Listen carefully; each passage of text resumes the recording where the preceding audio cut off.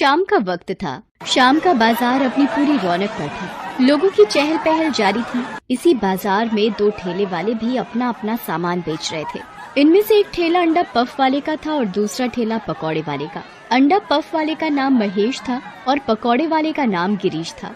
महेश की अंडा पफ की दुकान में जहाँ लोगों की भीड़ लगी हुई थी, वहीं गिरीश के पकौड़े के ठेले पर इक्का दुक्का लोग ही थे।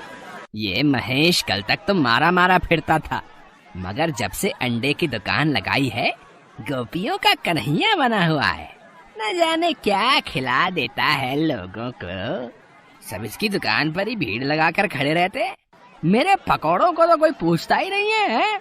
महेश और गिरीश दोनों एक ही मोहल्ले में रहते थे। महेश अभी कुछ समय पहले ही गांव से काम की तलाश में शहर आया था। उसने शहर के बाजार में अंडा पफ का एक छोटा सा ठेला लगाया था। महेश बहुत ही सीधा साधा और ईमानदार आदमी था। वो हमेशा अच्छी क्वालिटी के मसाले और ताजे अंडे ही इस्तेमाल करता था अंडा पफ बनाने के लिए। उसके ठीक उलट गिरीश कई सालों से वहाँ पकौड़ों का ठेला लगाता था। वो एक नंबर का लालची इंसान था। हमेशा कम दाम वाले घटिया से घटिया बेसन और आलूओं और बासी ब्रेड का इस्तेमाल करता था। इसीलिए लोग उसके ठेले पर जाना पसंद नहीं करते थे। जबकि महेश के अंडा पफ के थोड़ा महंगा होने के बावजूद उसके ठेले पर लोगों की भीड़ लगी रहती थी। इस तरह तो मैं बर्बाद हो जाऊंगा, मुझे कुछ करना पड़ेगा। उस दिन जब बाजार उठा तब गिरीश महेश के पास आया। उसका चेहरा उतरा हुआ था। आओ आओ गिरीश भैया, क्या हाल चाल है? क्या बताऊं भैया, धंधा एकदम चौपट हो गया मेरे भाई। मेरे पकौड़े खाने कोई आता ही नहीं है। लगता है सब बेच बाच कर वापस गांव ही जाना पड़ेगा। कैसी बातें करते हो भैया, हैं? सब बेच दोगे तो करोगे क्या? अरे अपना परिवार कैसे चलाओगे भाई? यही सोचकर तो अभी तक रुका हूँ भैया। अगर तुम कुछ मदद कर सको तो बड़ी कृपा होगी। हाँ हाँ बताओ, क्या पैसे चाहिए क्या? नहीं भैया, पैसे तो नहीं चाहिए, बस एक छोटी सी मदद चाहिए। हाँ हाँ बताओ बताओ। मैं सोच रहा था कि अपने पकौड़ों का ठेला भी मैं तुम्हारे ठेले के साथ लगा लूं। तुम्हारा अंडा पफ खाने के लिए लोगों की भीड़ लगी रहती है। हो सकता है कुछ ग्राहक मुझे भी मिल जाए। हाँ हाँ क्यों नहीं, तुम कल से ही अपना ठेला मेरे साथ लगा ले, ठीक है? बस फिर क्या था। अगले दिन ही गिरीश अपना ठेला महेश के ठेले के साथ लगा लेता है। महेश के ठेले पर लगने वाली भीड़ के कारण थोड़े बहुत ग्राहक गिरीश को भी मिल जाते थे, मगर ज्यादातर लोग महेश का अंडा पफ ही खाना पसंद करते थे। इस तरह कई दिन बीत गए। महेश के पास अच्छी खासी रकम इकट्ठी हो गई थी। एक दिन गिरीश ने महेश को सुझाव दिया, भैया आखिर कब तक हम लोग इसी तरह ठेले पर धंधा करेंगे? पैसे काफी इकट्ठे हो गए हैं अपने पास, तो क्यों ना हम अपनी एक छोटी सी दुकान डाल लें जिसमें अंडा पफ भी मिलेगा और गर्मा गर्म पकौड़े भी। महेश को गिरीश का ये सुझाव पसंद आया और वो बोला, बात तो तुम ठीक कहते हो भैया, पैसे तो इकट्ठे हो ही गए हैं, लेकिन दुकान कैसे खड़ी की जाए इसकी मुझे कोई जानकारी नहीं है भैया। अरे इसकी चिंता तुम मत करो, इतने सालों से शहर में मैंने घास नहीं खोदी है भैया। मैं सब बंदोबस्त कर लूंगा, तुम बस पैसे लगा दो।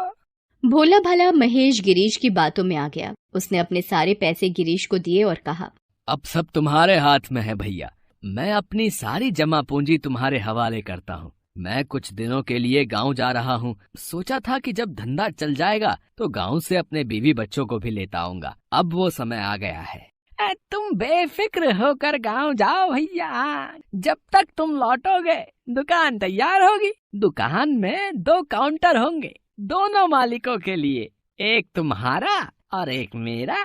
देखना एक दिन हमारी दुकान शहर की सबसे बड़ी दुकान बनेगी भैया। इस तरह महेश अपने सारे पैसे गिरीश को सौंप कर गाँव चला गया।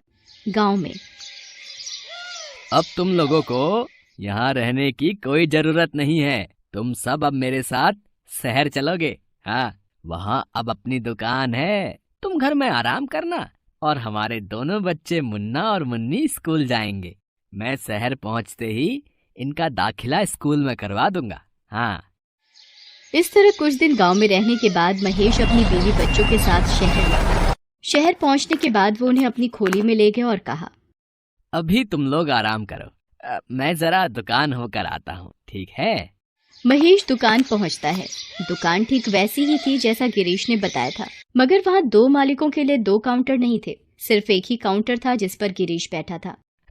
अरे वाह भैया, जैसा सोचा था तुमने दुकान उससे भी अच्छी बनाई है। मगर मेरा काउंटर कहाँ है? तुमने तो कहा था कि 2 मालिकों के 2 काउंटर होंगे।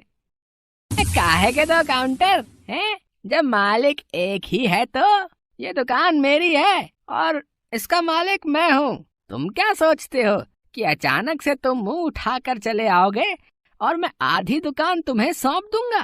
चलो निकलो यहाँ से, धंधे का टाइम हो रहा है। ऐसा न करो भैया, मेरी सारी जमा पूंजी मैंने तुम्हें दे दी थी। मैं तो बर्बाद हो जाऊंगा भैया। मैं तो गांव से अपने बीवी बच्चों को भी लेता आया हूँ, उन्हें मैं क्या जवाब दूंगा? तो मैं क्या करूं? हैं? तुम कोई मुझसे पूछकर उन्हें यहाँ थोड़ी लाए हो। अब चुपचाप यहाँ से चले जाओ। देखो गिरीश, अगर तुम ऐसा करोगे तो मजबूरन मुझे पुलिस को बुलाना पड़ेगा। हाँ हाँ, बुला लो, डरता कौन है। मगर पुलिस को बुलाने से पहले ये कागज देख लो। इस जमीन और इस दुकान का कानूनी तौर से मालिक मैं हूँ। सारे कागजों पर मेरा नाम है। कानूनन तुम कुछ भी नहीं कर सकते, समझे? चलो निकलो यहाँ से।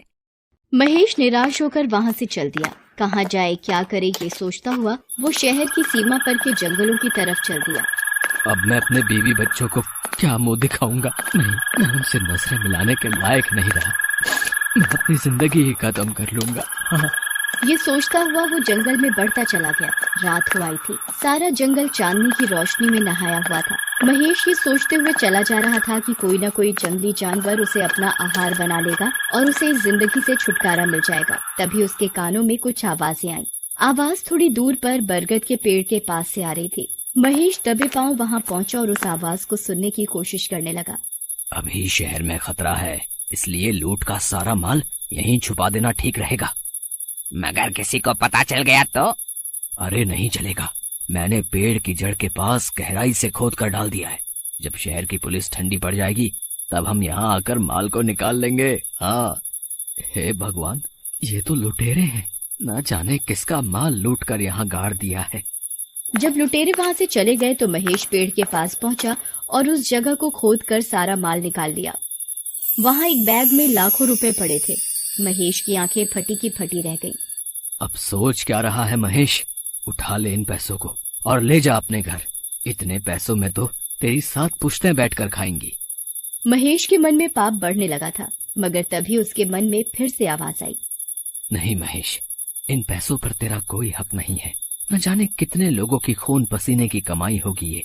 इसे ले जाकर पुलिस को सौंप दे। जरा सोच, आज एक इंसान ने तेरे साथ धोखा किया तो तेरी गृहस्थी उजड़ गई, फिर इन रुपयों के खो जाने से न जाने कितने लोगों की गृहस्थी उजड़ जाएगी। अंत में अच्छाई ने बुराई पर विजय पाई और महेश पैसों को लेकर सीधा पुलिस स्टेशन पहुंचा। सारी पुलिस परेशान थी। शहर के बैंक में जबरदस्त डाका पड़ा था। महेश वहां पहुंचकर इंस्पेक्टर को सारी बात बताता है और सारे पैसे उन्हें सौंप देता है। महेश के इस काम से खुश होकर उसे पुलिस और सरकार दोनों की तरफ से इनाम मिलता है। इनाम की रकम मिलने के बाद महेश सोचता है, जितनी रकम गिरीश ने मुझसे ठगी थी उससे कई गुना ज्यादा रकम इनाम में मिल गई। इन पैसों से मैं 4 दुकानें खोल सकता हूँ। इस तरह अपनी ईमानदारी और मेहनत से एक गरीब अंडा पफ वाला शहर का एक जाना माना रईस बन गया। उधर अपनी बेईमानी और धोखाधड़ी के कारण गिरीश की दुकान पिट गई और वो वापस सड़क पर आ गया।